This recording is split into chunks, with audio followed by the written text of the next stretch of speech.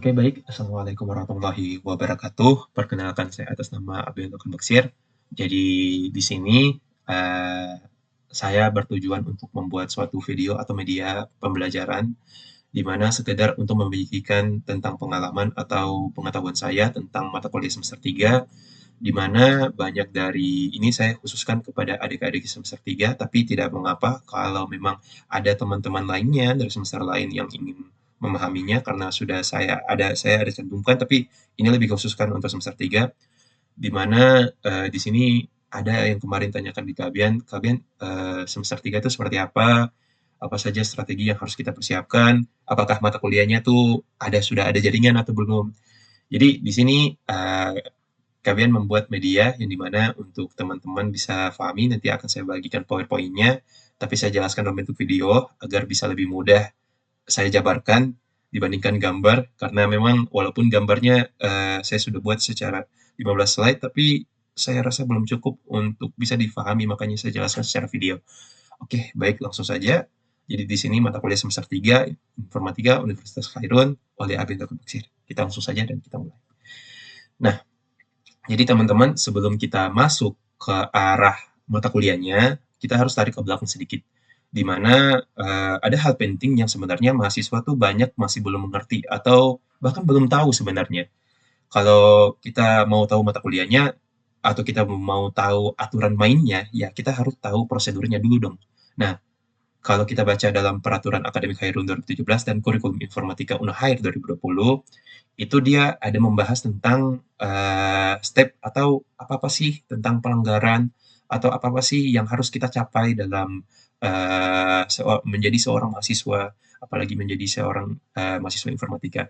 Jadi di sini saya bahas secara umum dalam Peraturan Akademik Khairun 2017 dan juga secara khusus untuk Kurikulum Informatika Unhair 2020. Ini saya dapatkan di website situs resminya dari Universitas Khairun di bagian teknik informatika. Jadi di situ peraturan akademik Khairun 2017, bagi yang teman-teman yang masih belum tahu, peraturan akademik itu adalah serangkaian aturan dan pedoman yang ditetapkan oleh Unhair yang mengatur berbagai aspek kegiatan akademik di dalamnya. Sedangkan kurikulum Informatika Unhair 2020, kurikulum adalah rencana dan susunan mata kuliah serta kegiatan akademik yang harus ditempuh oleh mahasiswa untuk mencapai kompetensi tertentu dan memperoleh gelar akademik. Atau yang kita capai sekarang adalah sarjana komputer Eskom. Nah, jadi di sini akan saya jelaskan apa sih yang berkaitan nanti ketika kita semester 3. Oke, langsung. Jadi, kalau kita baca dalam Peraturan Akademik Unhair 2017, kita kesampingkan dulu untuk kurikulumnya, kita masuk dulu di peraturan akademik. Kita baca di situ dalam bab 2 kurikulum, pasal 2 nomor 2, di situ dijelaskan bahwa sebenarnya materi atau mata kuliah di situ terdiri ya, jadi kurikulum inti dan kurikulum institusional terdiri atas kelompok mata kuliah pengembangan kepribadian MPK. Nah, MPK ini itu adalah mata kuliah yang berfokus pada mata kuliah nasional, di mana dia berfokus pada mata kuliah contoh seperti bahasa Indonesia, seperti bahasa Inggris, agama, pendidikan Pancasila, PKN, dan lain-lain. Uh, Sedangkan untuk mata kuliah keilmuan dan keterampilan, itu adalah mata kuliah yang berfokus pada mata kuliah teori. Seperti kalau kita di informatika, itu kita belajar seperti hitungan, kalkulus satu. Kalau di informatika tuh cuma ada kalkulus satu, tapi kalau di prodi lain seperti teknik sipil atau teknik arsitek, itu dia ada kalkulus satu sampai kalkulus 2. Nah, dan itu pokoknya dia fokus terhadap teori tersebut, di mana setelah kalkulus itu ada mata kuliah yang hitungan seperti aljabar linear dan matematika distrik yang tak lepas pasti dari mahasiswa informatika.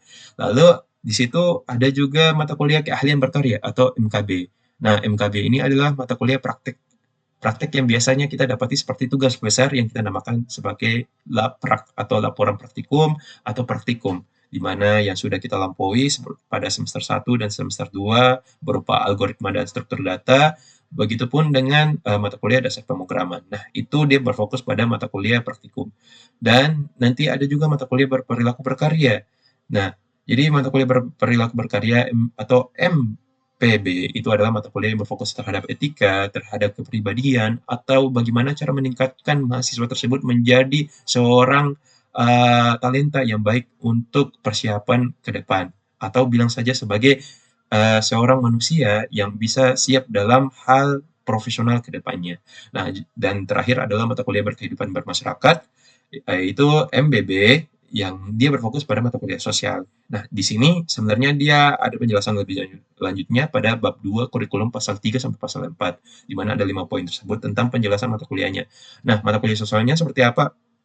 Itu seperti Kubermas, kerja praktek, dan lain-lain lah. Ya, nanti pasti akan kita dapati dan tak asing bagi kita sebagai mahasiswa Unhair. Oke, kita langsung lanjut saja ke slide selanjutnya.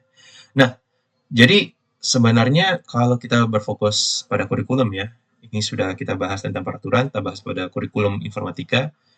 Kurikulum informatika itu dia tuh ada yang mereka bagaimana sih sampai mereka kasih kayak kita tuh mata kuliah algoritma. Kenapa sih mereka kasih kita mata kuliah matematika distrik?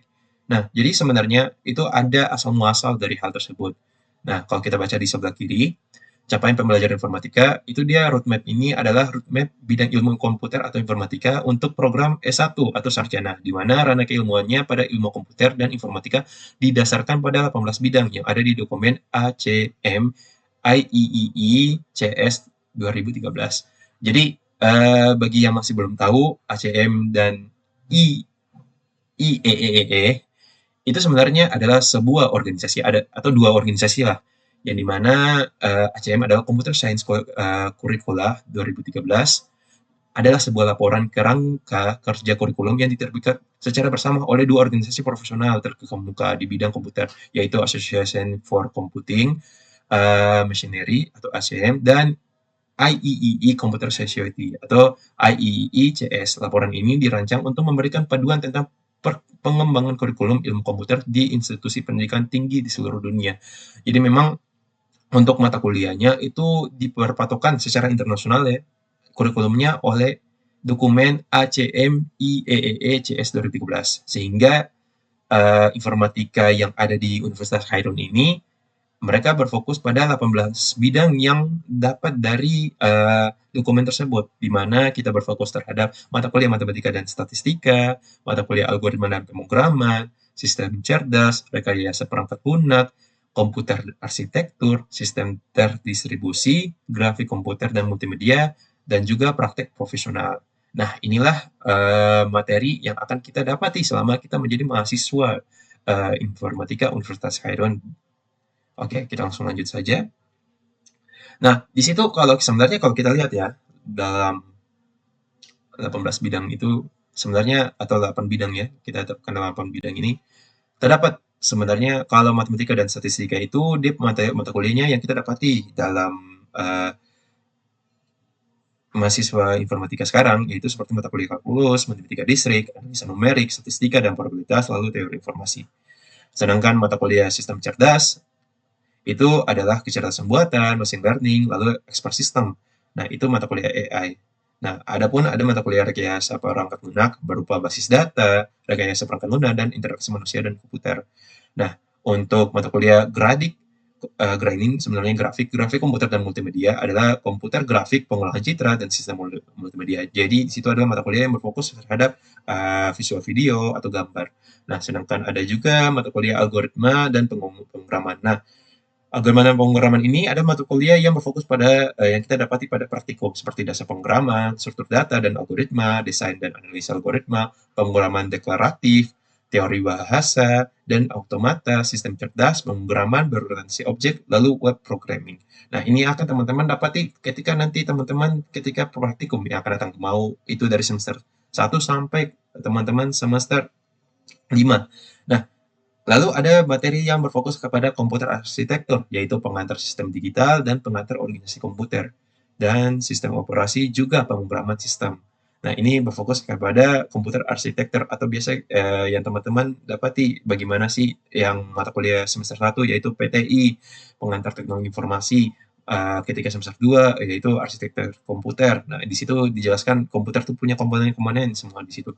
Lalu yang di sini yang ketujuh, ada sistem terdistribusi. Nah, kalau teman-teman pahami sistem terdistribusi itu adalah sebenarnya berfokus terhadap mata kuliah jaringan, di mana yaitu mata kuliahnya PDT atau pemrograman data terdistribusi dan cloud computing. Nah, kalau yang baru nih, kalau di mata kuliah kita sebenarnya bukan terlalu baru sih, tapi lagi panas-panasnya itu ada juga tambahan di situ sebagai cyber security atau bagian hacker. Nah, di bagian situ. Lalu yang terakhir adalah mata kuliah praktik profesional berupa komputer dan masyarakat dan juga kerja praktek atau magang dan skripsi. Seperti kita lihat, semua mahasiswa Unhair atau Universitas Khairun Kota Ternate Maluku Utara, di situ pasti ada tentang Kubermas, yaitu kuliah bersama masyarakat. Nah, jadi 8 poin ini adalah mata kuliah penting yang akan mereka cantumkan selama kita menjadi mahasiswa informatika Universitas Khairun, yaitu sampai kita semester 1 sampai semester 7. Nah, lebih jelasnya lagi akan kita lihat di slide selanjutnya. Oke, next. Nah, di sini ada sebenarnya kalau teman-teman bisa tahu, ada sebenarnya pohon kurikulum yang dapat kita pahami sebenarnya untuk kita lihat. Tapi karena pohon kurikulumnya terlihat secara flowchart, jadi agak sulit kalau ditampilkan. Maka di sini saya buat secara baris per baris untuk teman-teman bisa difahami. Nah, dalam pasal 40 peraturan akademik, di situ dijelaskan bahwa tahap persiapan atau semester 1 dan 2 adalah itu dan tahap sarjana adalah semester 3 sampai semester 8. Jadi sebenarnya tahap persiapan itu bisa dikatakan sebagai tahap mahasiswa yang masih dalam konteks persiapan, di mana mahasiswa tersebut hanya boleh mengambil 20 SKS doang. Jadi kalau teman-teman berfokus pada mata kuliah semester 1 dan semester 2, itu adalah mata kuliah paket, biasanya dibilang seperti itu. Nah, kalau kita lihat di sini, saya sudah membagi 1, 2, 3, 4, 5, 6, 7, dan teman-teman bisa lihat bahwa sebenarnya mata kuliah yang kita dapat itu dia sebenarnya sampai semester 7 doang. Tapi kalau bisa akan secara normal mahasiswa tuh kalau normalnya kalau dia lulus dengan hingga 8 semester. Tapi ada pun yang bisa dia lulus sampai kalau mau cepat dia lulus sampai 7 semester saja. Nah, kalau kita lihat di semester 1 semester 2, di sini saya bagi warnanya. Jadi ada warna coklat dan juga ada juga warna yang kayaknya putih krem kayak abu-abuan atau agak hijau sedikit. Nah, di sini saya bagi ada ganjil dan genap. Itu kebanyakan mahasiswa banyak sekali yang harus perhatikan di bagian situ. Nah, di sini kalau kita lihat di semester 1, itu mata kuliahnya kita berfokus pada bahasa Indonesia, pendidikan Pancasila, agama, wawasan kepulauan. Nah, itu adalah mata kuliah yang saya sampaikan tadi adalah mata kuliah yang berfokus pada mata kuliah nasional.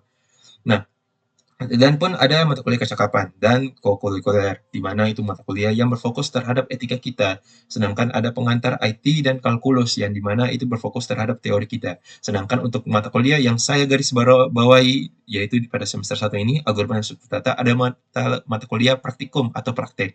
Jadi, setiap semester itu harus ada 5 konteks dari peraturan bab 2 tadi, pasal 2 yang sudah saya jelaskan pada slide sebelumnya. Begitupun pada semester selanjutnya.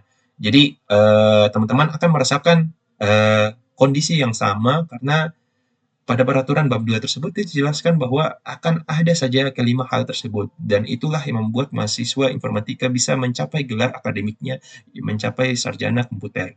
Nah, pada semester 2 di sini kita bisa lihat ada bahasa Inggris, PKN arsitek komputer, logika matematika, distrik aljabar linear. Nah, lalu yang digarisbawahi adalah dasar pemrograman, yaitu mata kuliah praktek atau mata kuliah yang tugasnya paling besar lah. Nah, di sini kalau kita fokus pada semester 3, di situ ada mata kuliah, di mana ada interaksi manusia dan komputer, ada komputer dan masyarakat, ada sistem operasi, analisa numerik, dan statistika dan probabilitas. Nah, kalau dilihat dari bawah, itu ada 2 mata kuliah praktek, yaitu praktikum, ada 2, yaitu pemrograman terstruktur dan sistem basis data. Jadi, walaupun ya, kalau secara hitungnya, semester 1 dan semester 2 itu lebih banyak mata kuliahnya ketimbang semester 3, yaitu di mana semester 3 itu mungkin hanya sekitar 7 mata kuliah. Tapi kalau semester 3 tersebut, mata kuliahnya pasti bobot SKS-nya lebih berat dibandingkan semester 2. Kenapa? Karena kalau kita hitung-hitung di sini, mata kuliahnya ini lebih full dan bahkan sudah melebihi dari 20 SKS. Nanti saya jelaskan di slide selanjutnya. Kita sebelum saya jelaskan lebih lanjut terfokus pada semester 3, teman-teman harus pahami bahwa di sini saya jelaskan bahwa ini pada semester 3 yang berada pada warna coklat ini, dia akan nanti berhubungan pada semester 1. Begitupun dengan semester 5 yang saya sudah cantumkan pada sebelah kanan. Nah, jadi di sini semua mata kuliah, kalau teman-teman perhatikan baik-baik, kalau semester 3 semester 4 dia memiliki dua praktikum yang sama, yaitu pada semester 4 berupa pemrograman terstruktur dan keamanan dan jaringan komputer. Nah, sedangkan pada mata kuliah semester 5 itu dia sampai 3 praktikum, yaitu praktikum mobile, website, sistem operasi berbasis jaringan. Dia ada 3 praktikum. Sampai semester 5 praktikumnya selesai. Jadi semester 6 dan semester 7 sudah tidak ada praktikum. Tapi teman-teman harus ingat, di sini saya tekankan lagi ya, di sini teman-teman hanya mendapatkan mata kuliah jaringan ketika teman-teman berada di semester 4. Kenapa saya sampaikan seperti itu? Karena di semester 4, kalau teman-teman lihat paling bawah mata kuliahnya, itu adalah mata kuliah keamanan data dan jaringan komputer. Disitulah teman-teman mendapati mata kuliah yang berfokus pada mata kuliah jaringan. Jadi kalau kita lihat pada mata kuliah semester 1, semester 2, dan semester 3, semuanya full dengan mata kuliah yang berhubungan dengan teori.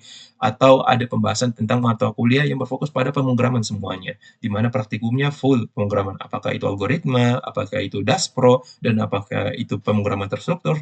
Begitupun dengan sistem basis data.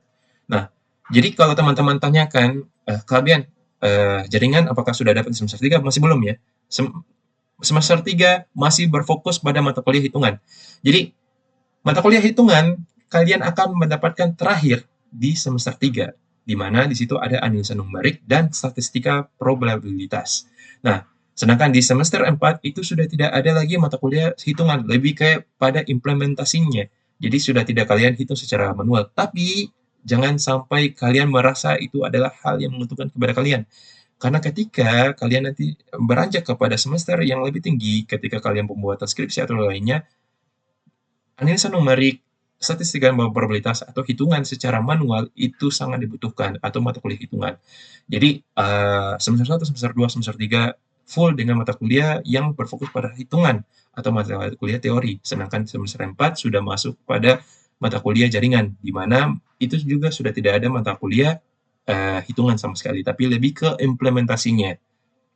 Oke, kita lanjut pada mata kuliah semester 5. Di situ kita bisa lihat ada beberapa mata kuliah wajib. Jadi, teman-teman, bagi yang saya cantumkan dalam semester 5 ini, paling atas itu adalah mata kuliah wajib semua, yaitu pengolahan citra, metode penulisan ilmiah, tata kelola teknologi informasi, keamanan jaringan, dan komunikasi data. Jadi semester 4 dan semester 5 itu sudah ada mata kuliah jaringan sampai nanti kita semester 7 kalau memang teman-teman ada yang mau berfokus pada mata kuliah jaringan. Begitupun ketika teman-teman semester 6 ada mata kuliah riset, teknopreneur, manajemen, RPL, teori informasi, SI, atau geografi, sistem informasi geografis, dan mata kuliah terdistribusi. Ini adalah terdistribusi itu adalah mata kuliah yang full dan berfokus pada jaringan. Nah, jadi teman-teman bisa pahami bahwa pada dasar awal-awal kita semester itu adalah kita berfokus pada pemrograman. Karena kalau kita lihat kembali pada 8 poin tadi pada slide selanjutnya, sekitar 6 poin itu adalah mata kuliah yang berfokus terhadap pemrograman. Sedangkan 1 poin adalah mata kuliah yang berfokus terhadap keadaan sosial, yaitu kerja praktek atau Kubernetes, dan 1 poin itu adalah mata kuliah yang berfokus terhadap jaringan. Nah, jadi memang kalau kita sebagai mahasiswa informatika itu dia lebih berfokus terhadap pemrograman. Walaupun tidak saya menekan di sini bahwa siapapun pun bisa sebenarnya mau mengambil mata kuliah yang berfokus pada jaringan atau mata kuliah yang berfokus pada pemrograman. Karena walaupun itu jaringan, pasti ada pemrograman di dalam. Ya, itulah yang disebut sebagai mahasiswa informatika. Jadi teman-teman bisa berfokus dari sini. Lalu ketika nanti teman-teman semester 7, di sini teman-teman bisa lihat bahwa Kubermas sudah ada, seminar proposal sudah ada. Sebenarnya Kubermas dan seminar proposal itu sudah ada ketika semester 6, begitupun dengan skripsi. Nah, mata kuliah yang saya buat kurang di dalam pada mata kuliah semester 6 dan semester 7, kalau kita fokus pada mata kuliah semester 6, yaitu S, multimedia, sistem informasi, SPK atau sistem pendukung keputusan, data mining dan data analis, expert system, jaringan terkini dan forensik itu adalah mata kuliah minat. Jadi teman-teman itu nanti akan mengambil mata kuliah minat itu ketika nanti teman-teman berfokus pada semester 6 nanti, dan mata kuliah minat tuh nanti pada semester 7. Sedangkan kalau teman-teman pada semester 3 itu dia hanya berfokus pada mata kuliah yang sudah ada atau yang diberikan. Begitupun dengan berfokus pada mata kuliah wajib yang ada. Jadi di sini sudah saya cantumkan ada sekitar 7 semester yang nanti sebenarnya dijelaskan pada pohon kurikulum, tapi saya buat begini untuk mempermudah teman-teman dalam mengerti apa sih ke depan rencana ketika pengambilan mata kuliahnya. Oke, kita lanjut pada slide selanjutnya. Nah, mahasiswa yang tercatat memiliki IPK di atas 3,2 bisa mengontrak 24 SKS, sedangkan yang berada di bawah 3,2 hanya bisa mengontrak 19, 14, 11, 9 SKS saja, dan lain-lain. Jadi, bagi yang mahasiswa IPK-nya di bawah 3,2, itu mohon maaf belum bisa mengambil sekitar 24 SKS. Lalu, sedangkan mahasiswa yang IPK-nya di bawah 2,0 pada semester 2 akan diberikan teguran keras oleh pimpinan fakultas, dan jika masih sama hingga semester 4, akan langsung dikeluarkan dari kampus atau tidak melanjutkan studi. Peraturan ini tertuang di dalam Peraturan Akademik 2017 Unhair Bab 8 Penilaian dan Evaluasi Studi Mahasiswa Pasal 42. Jadi, apa saja yang diperlukan untuk persiapan mata kuliah semester 3? Nah, di sini kita harus lihat, kita fokus pada mata kuliah semester 3. Relevansi mata kuliah semester 3 dengan mata kuliah semester 1 dan 2. Nah, jadi di sini ada ilustrasi pohon kurikulum informatika Unhair 2020. Jadi di sini saya sudah buat DPU-nya ilustrasi, tapi saya tidak buat semuanya ya, saya fokus saja kepada semester 3. Kalau teman-teman lihat di sini, kita fokus saja di angka 3, di mana mata kuliah semester 3 itu ada mata kuliah Prokstur, basis data, analisa numerik, statistika dan probabilitas, sistem informasi, sistem operasi, SO ya, saya singkat, dan Komas atau komputer dan masyarakat. Nah, juga ada mata kuliah interaksi manusia dan komputer. Di sini kalau kita hitung ada 1, 2, 3, 4, 5, 6. 1, 2, 3, 4, 5, 6, 7. Dan komas ya, SO dan komas itu 7. Jadi semester 3 itu kalian hanya mengontrak 7 mata kuliah doang. Tapi itu 7 mata kuliah tersebut dia bertotal 21 SKS, di mana Prokstur itu ada 4 SKS, basis data 4 SKS, analisa numerik 3 SKS, statistika dan probabilitas ada 3 SKS, sistem operasi 2 SKS, komputer masyarakat 2 SKS, dan interaksi dan manusia dan komputer adalah 3 SKS. Semua totalnya adalah 21 SKS. Berarti tersisa 3 SKS saja yang bisa kalian kontrak. Nah, tapi teman-teman, sebelum 3 SKS ini, kita fokus dulu. Teman-teman hanya bisa mengontrak mata kuliah Prokstur kalau teman-teman ada syaratnya. Nah, syaratnya itu pada mata kuliah semester sebelumnya, di mana mata kuliah Prokstur itu bisa teman-teman kontrak atau belanja jikalau teman-teman lulus pada mata kuliah dasar pemrograman atau Daspro pada semester 2. Sedangkan mata kuliah Daspro juga teman-teman bisa mata kuliah Prokstur juga harus kalian pastikan pada mata kuliah algoritma kalian lulus. Kalau kalian tidak mengontrak kalian mengontrak mata kuliah Prokstur dan tidak lulus algoritma dan Daspro, maka tidak diizinkan. Nah, sebagian dosen itu kebanyakannya tidak mengizinkan jikalau nilainya berada pada nilai BC atau di bawah dari BC seperti nilai C, D, apalagi error. Nah, jadi kalau mata kuliah Prokstur kalian ingin belanja, maka fokuskan pada mata kuliah Daspro dan algoritma. Apakah kalian sudah lulus atau tidak? Begitupun dengan basis data. Pada mata kuliah basis data, kalian harus lulus mata kuliah logika dan kalkulus dulu. Begitupun pada mata kuliah analisa numerik. Kalian harus lulus aljabar linear dan kalkulus. Begitupun pada mata kuliah statistika dan probabilitas. Kalian harus lulus matematika distrik dan kalkulus juga. Jadi memang mata kuliah kalkulus adalah mata kuliah yang paling penting ketika kalian ingin mengontrak pada mata kuliah selanjutnya. Nah, dan begitupun mata kuliah sistem operasi dan komputer dan masyarakat. Kalian harus lulus Arsikom dan lulus mata kuliah pengantar teknologi informasi, yaitu PTI. Nah, jadi semua 6 mata kuliah yang berada pada semester 3 ada syarat yang harus kalian penuhi dulu, yaitu nilai kalian harus minimal B. Kalau nilai kalian ada yang BC, maka sebagian, kalau tidak salah ya, ada sekitar 50% dosen yang masih mengizinkan. Tapi ada juga sebagian dosen yang tidak mengizinkan. Dan ingat, bagi mahasiswa yang nilainya tuh pada nilai C, maka itu sangat diperhatikan. Kenapa? Karena Kalau nilai C, maka itu sudah pasti nilainya tidak mungkin akan bisa mencapai sebagai mahasiswa yang cum laude. Jadi kalau nilainya C pada salah satu mata kuliah saja ketika kalian berada pada semester 1 atau semester 2 itu kalian dipastikan tidak ada cum laude. Tapi itu bukan berarti kalian tuh langsung jenuh, kalian langsung gagal, tidak. Masih bisa diperbaiki. Maka jika kalian lihat di sini pada mata kuliah sebelumnya, kalau kalian memang ada mata kuliah yang masih belum kalian tuntaskan, maka saran dari kalian, kalian harus penuhi dulu dan kalian harus tuntaskan dulu. Kalau kalian ingin mengambil mata kuliah pada semester 3. Adapun ada satu mata kuliah yaitu interaksi manusia dan komputer, itu dia tidak ada syarat sama sekali. Kalau kalian lihat pada pohon kurikulumnya, di sini kalian mempermudah untuk teman-teman bisa lihat. Nah, di sini pada mata kuliah semester 3 yaitu Profesor Basis Data Analisa Numerik, Statistika dan Probabilitas SO dan Komas dan Interaksi Manusia dan Komputer, itu dia bertotal 21 SKS. Nah, kalau 21 SKS dan IPK kalian di atas 3,2 berarti otomatis kalian bisa mengontrak sekitar 24 SKS.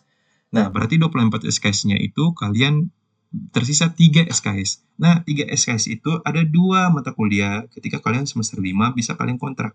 Kalian kok nggak bisa sih kita kontrak pada mata kuliah semester 4, harus semester 5? Kenapa? Ya, karena kalian berada pada mata kuliah semester ganjil. Makanya pada slide sebelumnya kalian tekan, kalian perhatikan pada mata kuliah semester ganjil dan semester genap. Nah, kalau kalian gagal pada mata kuliah Daspro, kalian belum bisa mengontrak mata kuliah Prokstur. Tapi bukan berarti kalian Prokstur itu langsung kalian bisa, oh kalau gitu kalian saya mau fokus perbaiki Daspro. Oh itu tidak bisa pada semester ini. Kenapa? Karena kalian berada pada semester ganjil. Kalian harus menunggu semester selanjutnya atau tahun depan untuk kalian mengontrak mata kuliah Daspro, baru kalian bisa mengontrak mata kuliah Prokstur. Nah, seperti itu. Begitupun dengan mata kuliah logika matematika. Logika matematika itu cuma berada pada mata kuliah semester genap. Jikalau kalian memang gagal pada mata kuliah logika matematika, maka kalian harus menunggu semester depan yang akan datang. Baru kalian bisa mengontrak mata kuliah basis data. Nah, oke, kita fokus dan begitupun yang lainnya ya. Nah, di sini kalau kita lihat semester 5 itu kalian mendapatkan poin sekitar 3 SKS untuk kalian kontrak atau kalian belanja. Ada kelebihan lah.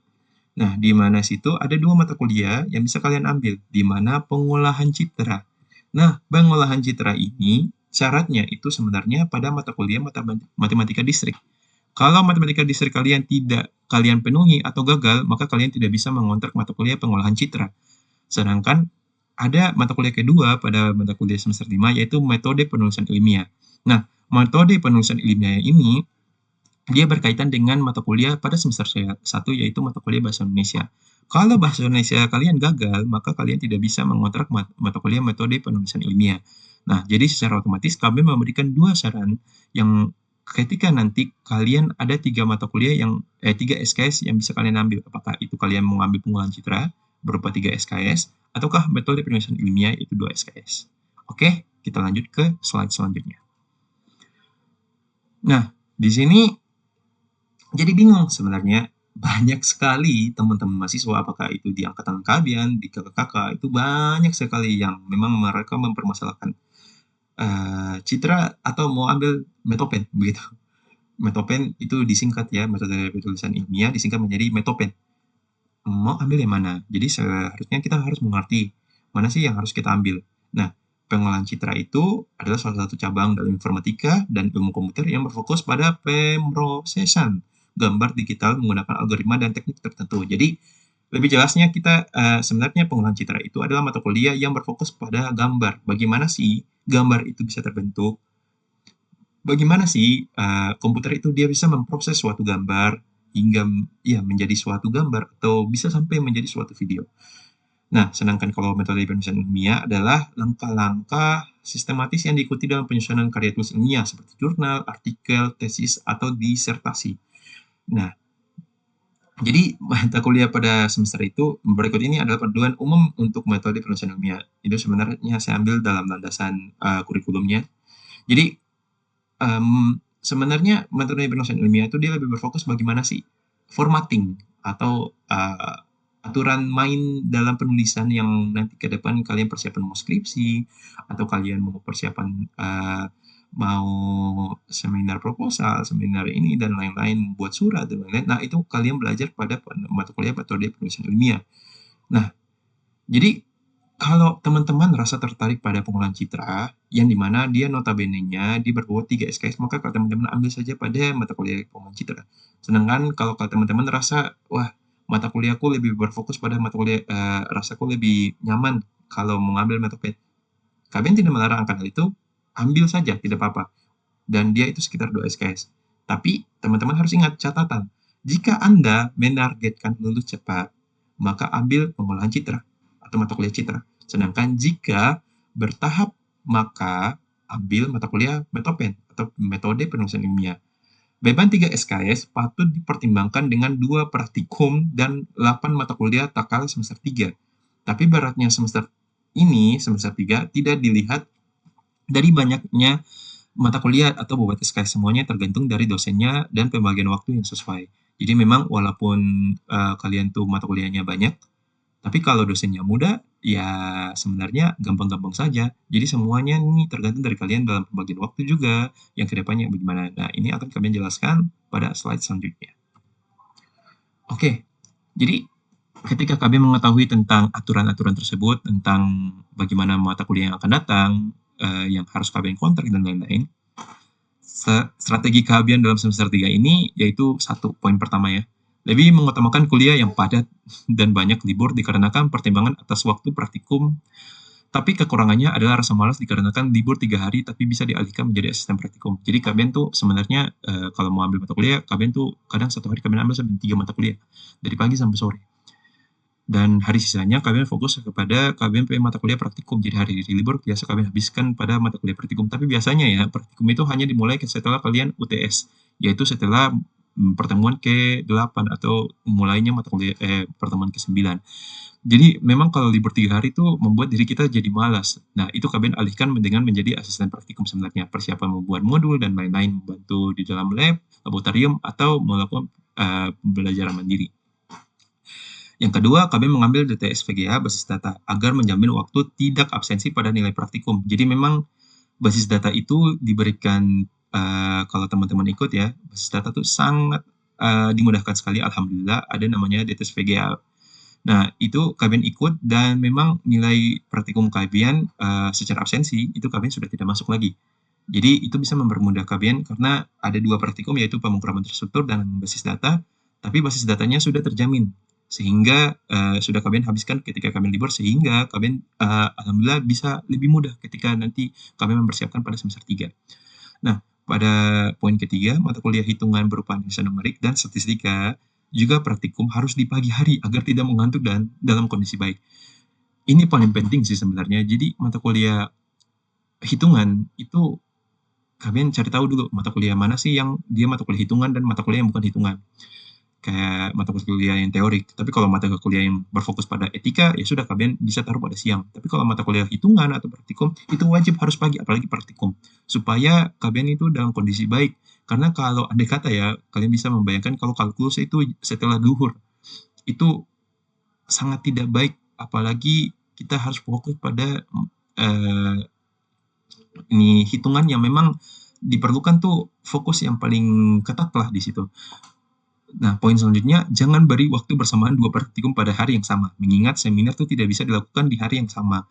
Tetapi kedua praktikum harus berjarak jauh agar mendapatkan kesenjangan waktu untuk membuat laporan praktikum dan belajar. Jadi, target kalian kalau praktikum itu, kalian taruh tuh di hari Senin sama hari Kamis. Karena ini kan kita dapati ada 2 praktikum ya, dia harus dapat di hari Senin dan hari Kamis. Kenapa? Supaya ada jarak waktu ketika kalian mau mempersiapkan praktikum yang selanjutnya gitu. Dan kalian harus taruh praktikum mata kuliah tersebut di pagi hari supaya kalian tuh dalam keadaan yang fresh dan siap dalam makan lah itu mata kuliah praktikumnya. Oke. Lalu yang selanjutnya adalah mencari tahu dosen siapa yang akan mengajar walau tidak menjamin sebenarnya. Jadi kalian tuh sudah cari tahu kalau mata kuliah ini dosennya siapa buat kalian persiapan. Oh, kalau dosen ini dia tuh penilaiannya seperti ini. Oh, kalau dosen ini penilaiannya seperti begini. Berarti ada hal-hal yang harus kalian persiapkan. Oh, kalau dosen ini kayaknya kalian lebih nyaman kalau di waktu pagi gitu. Nah, makanya itu semua informasi itu perlu kalian harus cari tahu. Selanjutnya adalah mulai mengaitkan teman yang bisa mendukung mata kuliah mendatang untuk berjaga jika terdapat tugas kelompok. Itu sangat penting sih sebenarnya. Jadi, ada teman-teman yang kalian rasa memang menguntungkan kepada kalian, tapi bukan berarti kalian meninggalkan teman lainnya, tidak. Kalian tetap memberikan saran terhadap teman-teman lain, tapi kalau ada teman-teman lain yang kalian rasa menguntungkan, demi kalau kalian mau mengambil praktikum atau tugas atau bagi waktu, maka kalian ajak untuk mengambil mata kuliah bersama. Tapi itu pun tidak semena-mena kalian yang setel semua mata kuliah, tidak. Itu kalian harus nego dengan mereka, harus kalian juga atur sama-sama, lalu kita buat pendapat dalam diskusi kita. Oh, mata kuliah yang ke depan kita ambil seperti apa. Nah, teman-teman seperti inilah yang memang alhamdulillah sangat memudahkan kalian dalam praktikum yang akan datang. Karena namanya mahasiswa teknik atau mahasiswa informatika, tugas itu harus bisa bikin sendiri. Jadi, memang tugas itu harus buat sama-sama. Jadi, kalau ke depan kan sudah tidak namanya if 1, if 2, if 3, if 4 itu sudah tidak ada. Sudah tidak dibagi per paket, itu sudah tidak ada. Karena kalian itu bukan pada tahap persiapan, pada aturan yang pasal 40 itu tidak ada. Tapi kalian tuh sudah berfokus pada mata kuliah yang berfokus kalian mau kontrak yang mana. Dan itu disesuaikan dengan waktu yang kalian ingat, mata kuliah kalian tidak boleh bertabrakan. Nah, pada poin selanjutnya, menjadi casting demi terwujudnya negosiasi dengan dosen yang bersangkutan untuk menyesuaikan waktu sesuai dengan khayal umum, terlebih khusus pribadi agar lebih mudah mengatur waktu dan membangun relasi dengan dosen. Ini paling penting sebenarnya sih, paling berpengaruh alhamdulillah.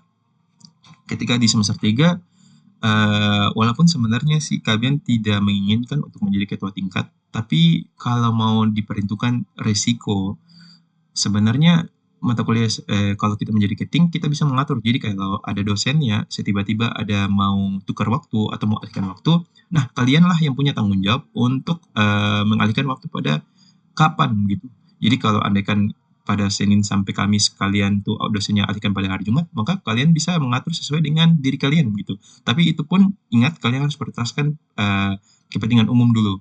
Tapi itu pun juga bisa sesuai dengan apa yang sesuai dengan keputusan kalian, karena kalian memiliki hak, yaitu kalian sebagai ketua tingkat di dalamnya.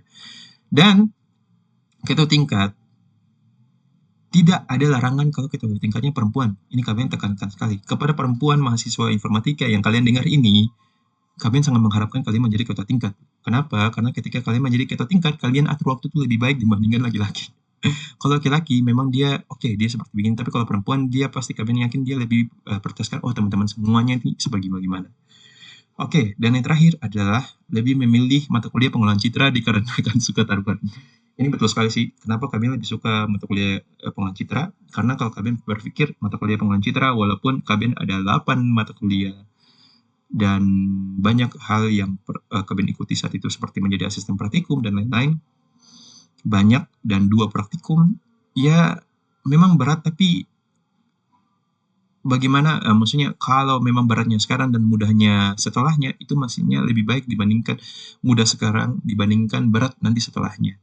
Karena itu nanti kayak buat kita lebih khawatir gitu. Jadi selagi kalian masih fresh, kalian masih kuat, masih diberikan kesehatan, menurut kalian sih kalau kalian secara pribadi, kalian lebih suka mengambil pengolahan citra dibandingkan metode penulisan ilmiah.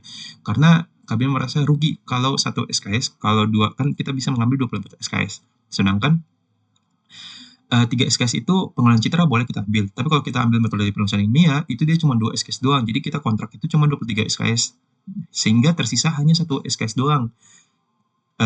Jadi kayak rasa kayak rugi gitu kalau kita bayar UKT itu, kalau yang UKT K5 ya, itu sekitar 2.400.000, uang 100.000 tuh gak kepakai selama 6 bulan atau 1 semester. Jadi kayak kenapa sih kayak gak ambil? Semua mata kuliah itu sebenarnya sama, tapi yang buatnya jadi bobotnya lebih berat itu sebenarnya tergantung dari dosennya doang.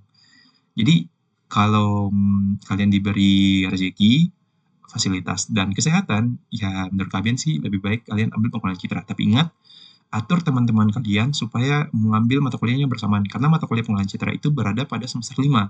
Sehingga kalian nanti sudah tidak bersama dengan teman-teman kalian juga. Kalian pasti akan bersama dengan kakak-kakak kalian lagi. Nah, ini contoh jadwal mata kuliah kalian di semester 3. Jadi pada hari Senin, kalian ambil Prokstur, yaitu mata kuliah penguraman terstruktur, itu mata kuliah praktikum, itu kalian ambil pagi. Sedangkan mata kuliah yang berfokus terhadap etika, yaitu interaksi manusia dan komputer, itu kalian ambil siang.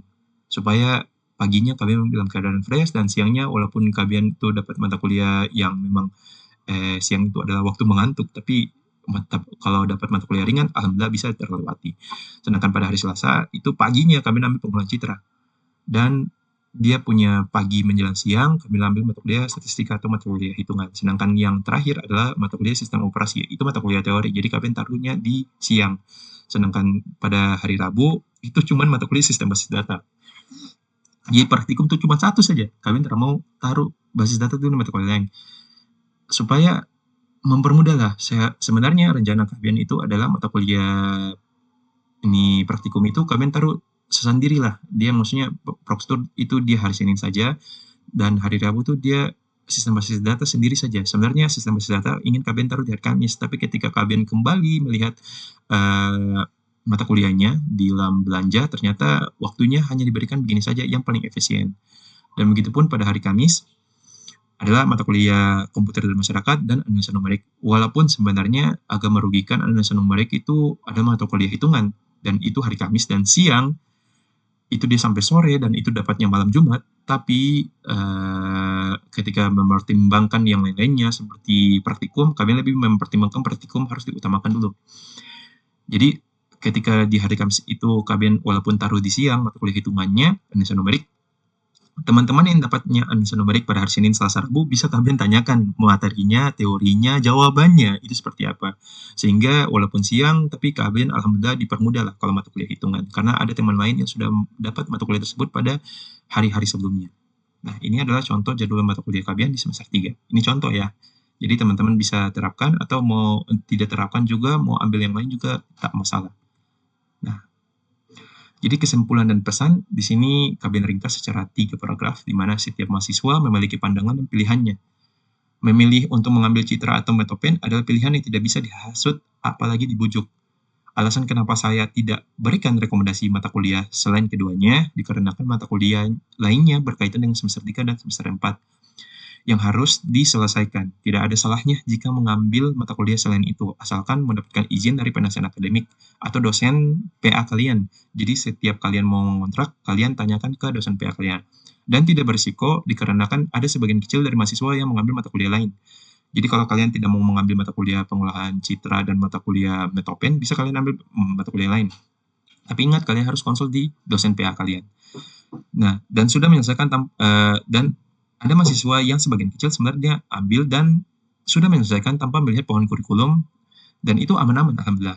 Tapi ada mahasiswa lainnya yang sudah mengambil tapi dilarang oleh dosen pengampu atau dosen bersangkutan. Dia tidak melihat pohon kurikulum sehingga dengan prosedur dan aturan akademik UNHAIR sehingga merugikan mata kuliahnya. Jadi kemarin tuh ada beberapa mahasiswa yang dia ambil mata kuliah yang sebenarnya harus ada syarat lulus dulu pada mata kuliah sebelumnya. Sehingga banyak sekali mahasiswa yang akhirnya harus dicoreng dia punya mata kuliah atau gugur, hangus begitu mata kuliahnya. Kepada mahasiswa yang IPK-nya di bawah 3,2, sangat dianjurkan untuk melengkapkan sesuai dengan kebutuhan SKS-nya, dikarenakan masih diberi kesempatan, bahkan Anda bisa jadi yang lulus lebih awal dari semuanya, jika niat Anda lurus dan tekad yang kuat. Karena saya sudah melihat banyak yang sudah berhasil dalam memperbaikinya. Jadi jangan merasa patah semangat kalau memang ada mata kuliah kalian yang terlambat atau mata kuliah kalian yang mungkin dia di bawah B, yaitu BCC, D, dan error. Kalian masih bisa memperbaikinya dengan mengontrol kembali atau dengan jalur semester pendek atau SP. Jika ditanyakan mata kuliah mana yang harus dikorbankan, akan saya korbankan mata kuliah pengolahan citra. Ya, jika kalah taruhan, ya saya dalam membagi waktu, banyak hal material persiapan yang seharusnya patut Anda persiapkan seperti semangat ketika Anda pertama kali menginjak tanah bumi informatika. Jadi kalau dari 8 mata kuliah di semester 3, kalian itu udah pikir-pikir, kalau memang waktu kalian itu terlalu sempit, ya kalian harus gugurkan kalian pengolahan citra. Setidaknya pengolahan citra itu kalian masih bisa kontrak ketika nanti kalian semester 5. Tapi walaupun begitu, kalian semangat harus tetap ada untuk menyelesaikannya. Karena kalian yakin kalau kalian selesaikan ini, insya Allah di mata kuliah selanjutnya kalian bisa lebih cepat dan lulus lebih cepat. Karena ya kalau kita kuliahnya sampai 7 semester, alhamdulillah kalau telah kuliah di semester 8, berarti UKT itu tidak dibayar dan itu sudah memudahkan kalian sendiri, apalagi kami punya orang tua. Mungkin itu saja kesimpulan dan pesan saya, kurang lebihnya saya mohon maaf. Kalau ada yang mau ditanyakan, silakan tanyakan di kolom komentar atau tanyakan saja lewat chat ke kalian juga bisa. Nanti kita bertemu di kesempatan berikutnya. Wassalamualaikum warahmatullahi wabarakatuh.